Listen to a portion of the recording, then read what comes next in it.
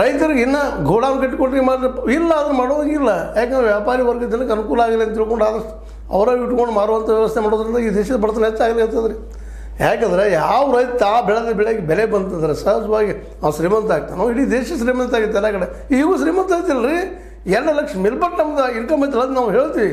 ಆದ್ರೆ 62% of the total budget ದುಡ್ಡಿನೊಳಗೆ 62% ಎಲ್ಲ corporate ಕೈಯಾಗ ದುಡ್ಡು ರೀ. ಅದನ್ನು ಡಿವೈಡ್ ಮಾಡ್ತೀವಿ ನಾವು ಪರ್ ಕ್ಯಾಪಿಟಲ್ ಇನ್ಕಮ್ ಅಂತೇಳಿ. ಅದು 2 ಲಕ್ಷ ಕಾಲ್ತು, ಎಲ್ಲರೂ 2 ಲಕ್ಷ ಇಲ್ಲ.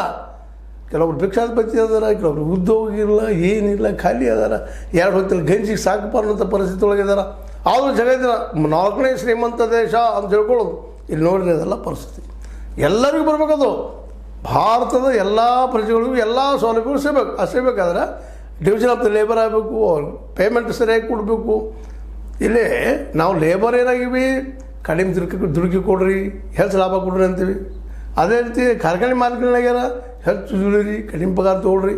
ಇವೆಲ್ಲ ಪರಿಸ್ಥಿತಿ ಬೆಳೀತಾ ಇದ್ದಾವ.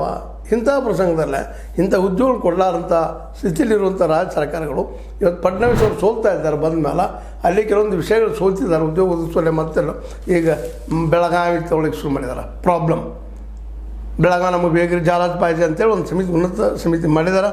ಆ ಸಮಿತಿ ಒಳಗೆ ಏನಪ್ಪ ಅಂತಂದ್ರೆ ವಿಶೇಷವಾಗಿ ಈ ಉದ್ಧವ್ ಠಾಕ್ರೆ ಆಗಿರ್ಬೋದು, ಮತ್ತೂ ಆಗಿರ್ಬೋದು, ಜೊತೆಗೆ ಇನ್ನೂ ವಿಧಾನಸಭೆ ಸದಸ್ಯರು, ಅದರಲ್ಲೇ ಹಿರಿಯ ನಾಯಕ